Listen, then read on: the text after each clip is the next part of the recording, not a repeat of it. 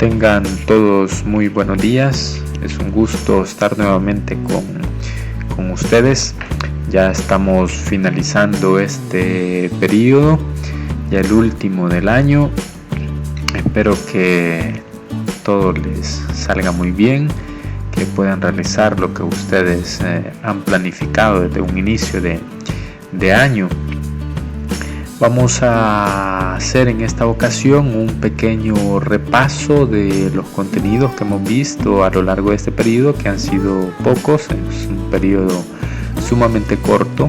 Entonces vamos a hacer un pequeño repaso que también será muy breve. Y comenzamos en el periodo hablando sobre los contenidos de la moral. Ese era el primer contenido que veíamos y decíamos que teníamos que hacer una diferencia en cuanto a costumbres y en cuanto a contenido moral, porque una cosa es la costumbre y otro es ese contenido moral, esos códigos morales que como sociedad vamos estructurando, vamos construyendo. Una costumbre no nos afecta en nada a nosotros, pero un contenido moral sí, ¿verdad? Si vemos nosotros aquí las imágenes, simple y sencillamente es una costumbre, este hecho, ¿verdad? De alargarse el cuello, eso no nos afecta en nada, solamente nos genera una admiración. Y en esta otra imagen, pues aquí sí, esto sí ya nos afecta, ya entra en conflicto, ya genera discusiones en cuanto al contenido moral. Estamos hablando de el aborto y la eutanasia. Entonces la costumbre, como decíamos, es algo propio de nuestras culturas y que no va a afectar para nada el contenido moral. El código moral o el contenido moral sí afecta muchísimo en nuestras relaciones, en nuestro comportamiento.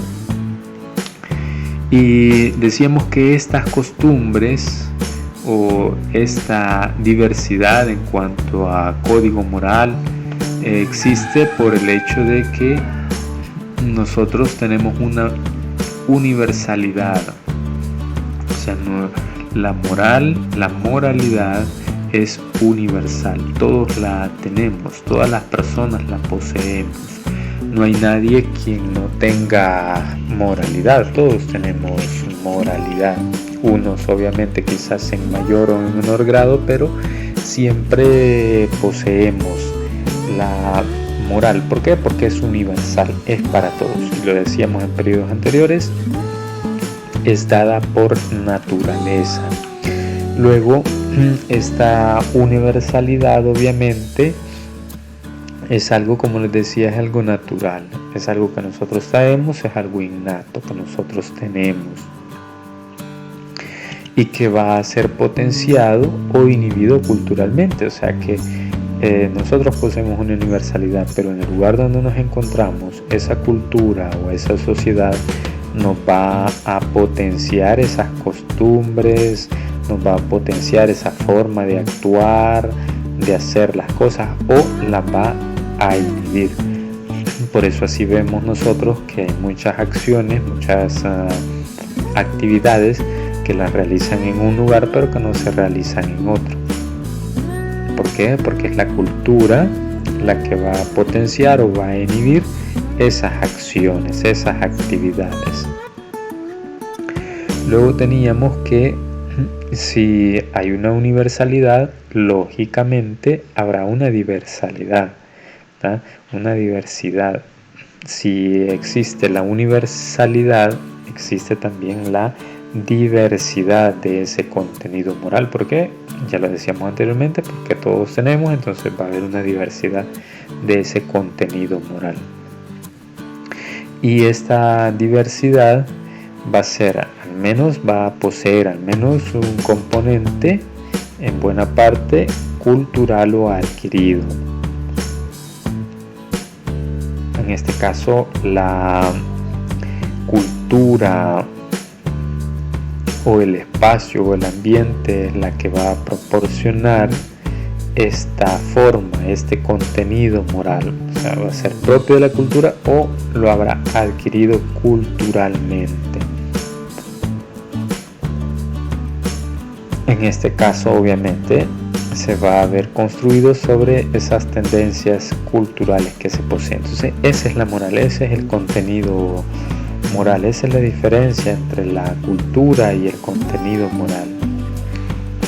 Todos poseemos una universalidad y eso genera o hace que se dé una diversidad que va a ser potenciado o inhibido culturalmente. Entonces, o va a ser esa cultura la que va a determinar si esa actividad es correcta o es incorrecta. Ese es el primer contenido que veíamos. Luego pasábamos a cómo podemos justificar un sistema moral.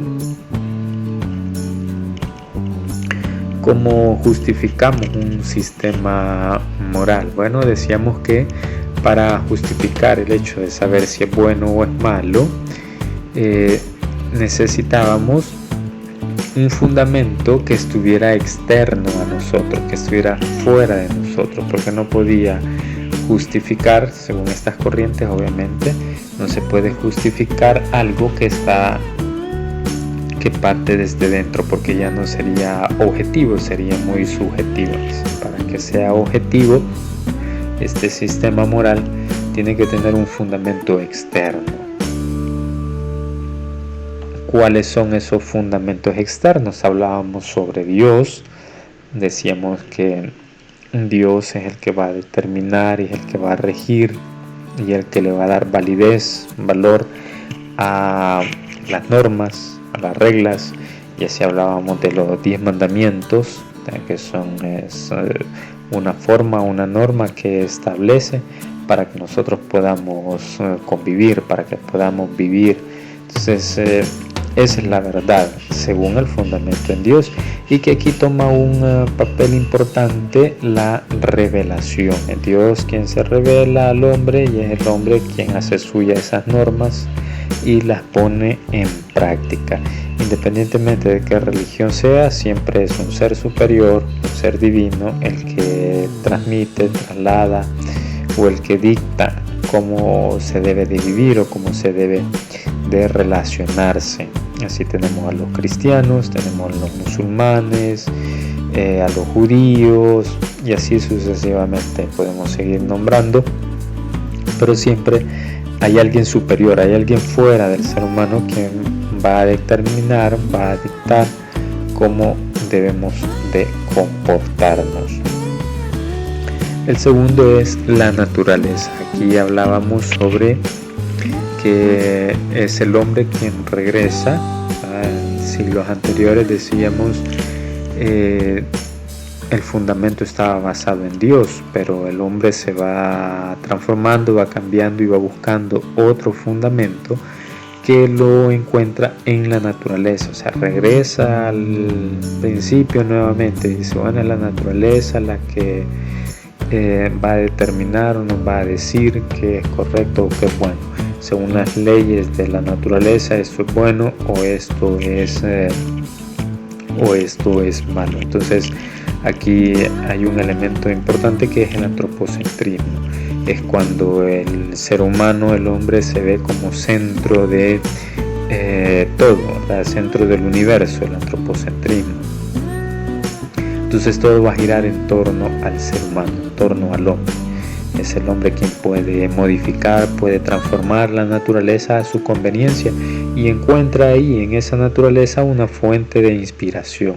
Y así nosotros vamos a ver que hay ciertos ciclos de nuestra historia que representan, que expresan este regreso a la naturaleza.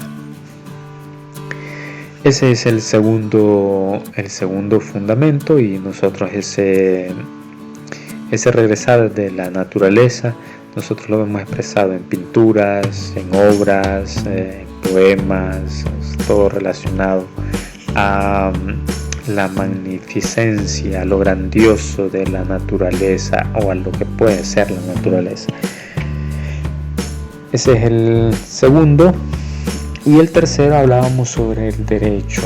El derecho decíamos que se basa en cuanto a la legalidad de las cosas. Aquí no existe Dios, aquí no hay naturaleza, aquí lo que hay es una norma que está establecida y que existe por sí sola, que se conoce como derecho natural, y que nosotros nos regimos, nos basamos en base a ese derecho. En este caso serían las leyes, las normas que están establecidas y que nosotros tenemos que cumplirlas. Que si nosotros actuamos incorrectamente, si hacemos una acción, la evaluamos de acuerdo a las leyes, y si actuamos incorrectamente, esas leyes dictaminan que tenemos un castigo, tenemos una sanción, tenemos algo que cumplir para sanar, para enmendar esa mala acción que se ha realizado. Entonces ese es el derecho. Esos son los tres fundamentos extrínsecos que están fuera, que parten fuera del ser humano para fundamentar esta moralidad, este sistema moral. Esos son los fundamentos extrínsecos. Y luego veíamos sobre los fundamentos intrínsecos. Decíamos los primeros son los externos, los que están fuera del ser humano. Y los segundos son los fundamentos intrínsecos, los que están dentro del ser humano, los que parten de dentro. Entonces veamos cuáles son esos fundamentos intrínsecos. Decíamos que el primero era sobre el ser humano, el hombre. Es desde ahí donde se le va a dar validez para estas corrientes de pensamiento. Es allí donde se le va a dar validez a ese sistema moral. Es el hombre el encargado de validar o no las acciones. En este caso recurrimos al hecho de nuestra conciencia, el ser humano. Y la segunda son las éticas teleológicas. Y estas éticas decíamos que hacen referencia al hecho de la finalidad. ¿Cuál es nuestra finalidad? La finalidad última del ser humano es la felicidad. Entonces el ser humano lo que busca es la felicidad, independientemente de las acciones que se realizan o que el objetivo que uno posea. Siempre lo que se busca es la finalidad. El fin último es la finalidad. Entonces estas son las éticas teleológicas, las éticas basadas en cuanto a un objetivo, en cuanto a una finalidad. Y decíamos que de estas encontramos dos, una que es individualista y la otra que es más colectiva. Una de esas era el hedonismo. Decíamos que el hedonismo es esa búsqueda del placer individual, es la búsqueda del placer por el placer. Y aquí hablábamos de varios filósofos, ¿verdad? Hablábamos de Epicuro, hablábamos de Aristóteles, que nos decían, que nos hablan sobre esa búsqueda del placer, que ese placer o esa felicidad última que nosotros buscamos se basa en cuanto al conocimiento. Entonces ese es el hedonismo. Luego hablábamos sobre el utilitarismo, y el utilitarismo pasa ya de un ambiente más individual a un ambiente más colectivo. La mayor cantidad de personas debe de ser feliz. Entonces, si nosotros realizamos una acción, una actividad, esa tiene que beneficiar al mayor número de personas. Ese es el utilitarismo, y ahí hablábamos de John Stuart Mill. Ese es el segundo. Y la tercera son las éticas deontológicas. Las éticas deontológicas se basan en cuanto al deber, muy diferentes a las éticas teleológicas, porque las éticas teleológicas, su finalidad última es la felicidad. En las éticas deontológicas es el deber. Entonces, independientemente de que esa acción me produzca alegría, felicidad, independientemente de eso, yo tengo que realizarla. tengo que realizarla. ¿Por qué? Porque es mi deber hacerlo. No me gusta, sí, pero es tu deber hacerlo, entonces lo tienes que hacer. Eso nos sucede muchísimo, ¿verdad? En muchas ocasiones, en casa, en el colegio, escuela, en el trabajo, hay actividades que no quiero hacerlas, pero aquí no se trata de eso, ¿verdad? Sino que debes de hacerlas, nos dicen a veces nuestros padres. No se trata de que te guste, es que debes de hacerlas. Son éticas deontológicas que su origen o su función están basadas en cuanto a el deber que nosotros tenemos. Es que es tu responsabilidad hacerlo, tienes que hacerlo aunque no nos guste, es tu responsabilidad. Éticas deontológicas. Luego tenemos las éticas formales, que decíamos que estas se basan en cuanto a una estructura establecida. Y poníamos como ejemplo esa máxima que nosotros muy bien conocemos, donde dice: no hagas a otros lo que no quieres que te hagan a ti. Entonces se basa en eso. Y decíamos también que la mayoría de religiones obviamente se basa en cuanto a la acción que nosotros realizamos con las otras personas, el objetivo o el fin que tenemos, que nosotros realizamos esas actividades. Son las éticas formales. Bien, entonces tenemos 4 formas o 4 argumentos para fundamentar ese sistema moral partiendo desde dentro. Primero, que es el ser humano. Segundo, que son las éticas teológicas, que se basan en la finalidad, y la finalidad última es la felicidad, sea esta individual o sea colectiva. Las éticas deontológicas, que se basan en cuanto al deber que yo tengo que realizar, a mi responsabilidad. Y la tercera, las éticas formales, esa estructura que está establecida, que también está en función de hacer a los demás lo que quiero que a mí me pase, que a mí me suceda. Esa era la tercera clase. Luego, al final, hablábamos sobre el juicio moral, esa acción de saber si algo es correcto o no es correcto, o cómo emitir un juicio moral ante una situación, ante una acción que nosotros hemos visto, que nosotros realizamos aquí. Veíamos la película del informante y veíamos si era correcto o era incorrecto lo que el periódico, la revista quería publicar, o lo que la persona involucrada, en este caso el informante, quería hacer, si es correcto o es incorrecto, que él había firmado un contrato de confidencialidad, pero si eso era correcto, que por el hecho de haber firmado se estuviera dañando a mucha gente, entonces él tenía que valorar si eso era correcto o era incorrecto, si el hecho de la salud de las personas tenía más valor que el hecho de haber firmado ese convenio. O sea, hasta qué punto puede dañarnos o no esas situaciones. Y eso tenemos que tenerlo muy claro nosotros, porque a veces nosotros actuamos y no reflexionamos, ¿verdad? ¿A quién va a afectar? Parte del utilitarismo, ¿verdad? Buscar la felicidad, el mayor número de personas. Entonces, ¿cómo tengo que actuar? O esa acción es correcta o es incorrecta, tengo que valorarla, tengo que analizarla. Y veíamos algunos componentes o elementos que posee el juicio moral. Y en primera instancia hablábamos sobre la intención. Entonces decíamos que la intención lo que busca es determinar qué es lo que se persigue al ejecutar esa acción.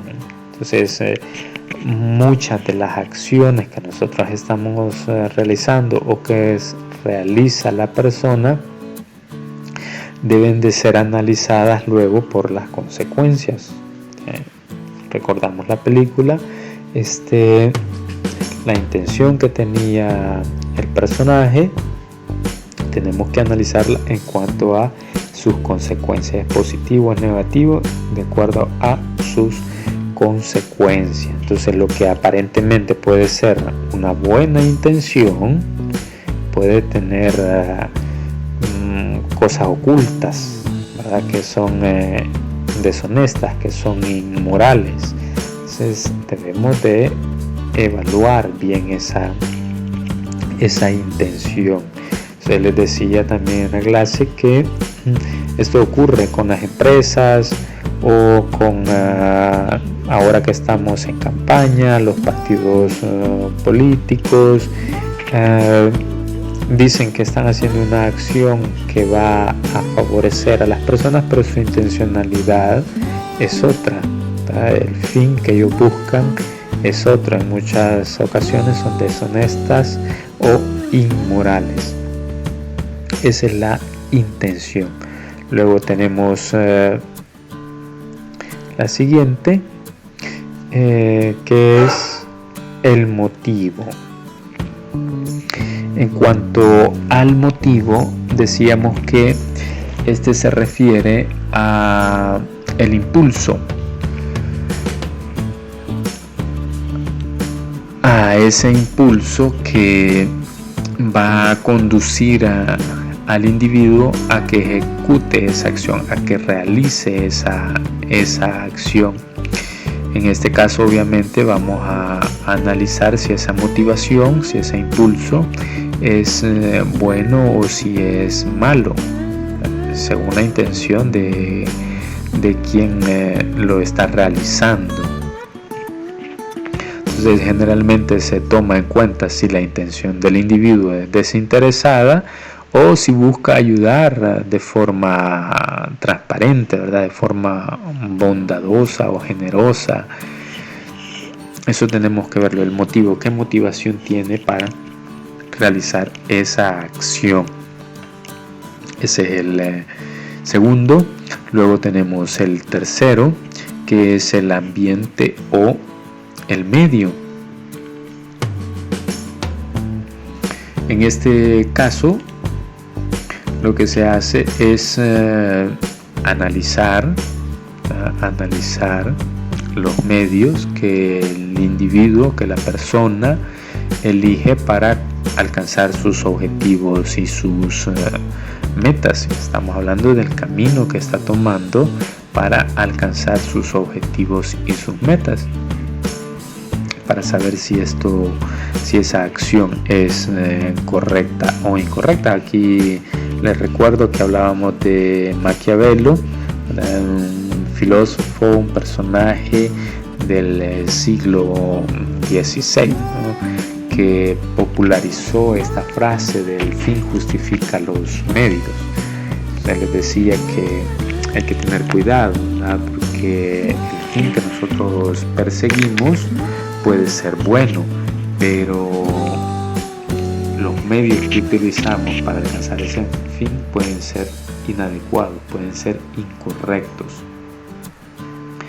Y eso lo utilizan muchas personas aquí en nuestro país y en el mundo. En nuestro país aquí vemos la violencia, vemos que algunos quieren hacer un tipo de actividad con cierta finalidad de trasfondo, y aparentemente nos dicen que esto es bueno, pero los medios que están utilizando son incorrectos o son inadecuados. Entonces, ¿eso qué quiere decir? Que ese tipo de conducta es errónea, ¿verdad? Hasta cierto punto inescrupulosa, porque conlleva ciertos delitos que se ocultan dentro de la sociedad. Es lo que sucede en muchas ocasiones en nuestra sociedad, en la política, en la parte social, donde los medios que se utilizan, el camino que se va haciendo no es correcto, aunque el fin aparentemente nosotros digamos es bueno. Es como un ejemplo sencillo: la finalidad de un estudiante es pasar de año. pasar al siguiente año, al grado inmediato superior, pero el camino que toma es incorrecto. ¿Por qué? Porque copia en las evaluaciones, porque no hace los trabajos, sino que se los hacen. Entonces, ese camino que está tomando es incorrecto, aunque su finalidad sea adecuada, que es pasar al grado inmediato superior. Entonces, ahí es donde tenemos que analizar cada uno de estos elementos para saber si esa acción, esa actividad que se está realizando es moralmente buena o moralmente mala, y emitimos un juicio moral, ¿verdad? Luego tenemos el fin que se persigue. En este punto estamos haciendo referencia a el propósito final. El propósito final. Obviamente este propósito final está muy relacionado directamente con la intención. ¿Qué intención es la que tengo? ¿Cuál es mi propósito que busco? El propósito final. Y obviamente los juicios morales en esta parte del fin que se persigue deben de estudiarse con mucho cuidado, porque nosotros buscamos conseguir o alcanzar una meta, ¿verdad? Y para que esta sea positiva, para que no sea negativa o no tenga consecuencias negativas, entonces tenemos que evaluar bien nuestra intención, la motivación, el camino que nosotros vamos a tomar. No solamente es tener un propósito, sino que tenemos que analizar y verificar cómo vamos a alcanzar ese propósito. Y por último, obviamente tenemos las consecuencias. Este es el resultado inevitable de nuestros actos, de nuestras decisiones, de nuestras acciones. Entonces, en un juicio moral, tanto la intención, el motivo, el medio que nosotros utilizamos o el fin que nosotros perseguimos podrán parecer buenos, correctos, pero el acto último a juzgar serán las consecuencias. Las consecuencias nos van a decir si son acciones correctas o incorrectas. Así nosotros podremos notar, podremos observar si lo que ha prevalecido es el bien, ¿verdad? O es el mal. Aquí nosotros podremos evaluar a qué tipo de acción se refiere, correcta o incorrecta. Pues estos son los juicios morales. Estos son los contenidos que hemos tenido a lo largo de este corto periodo, que han sido muy breves, un periodo muy corto. Y hasta aquí viene el examen, ¿verdad? Hasta aquí viene el examen. Entonces yo les invito, ya estamos finalizando este periodo, yo les invito a que estudien, a que se preparen adecuadamente. Si tienen dudas, preguntas, pueden hacerla en este espacio que está establecido para eso, o si las tienen después, ¿verdad? Posterior a esta clase, ustedes pueden hacerla también. No hay ninguna dificultad, me escriben, me mandan su mensaje, su correo, y con gusto les ayudaré. Así es que ha sido un gusto para mí haber compartido con ustedes este año, que ha sido algo problemático, ¿verdad? Con muchas dificultades que hemos tenido por la enfermedad, pero ya estamos finalizando. Entonces, ha sido un gusto para mí. Espero verles el próximo año, en primer año de bachillerato, a todos, para seguir adelante con esta empresa, con este objetivo que ustedes se han planteado, que ustedes se plantean, el hecho de su formación para servir a la sociedad. Entonces, gracias jóvenes, nos vemos, les dejo el tiempo para las preguntas, cuídense, saludos a su familia, hasta la próxima.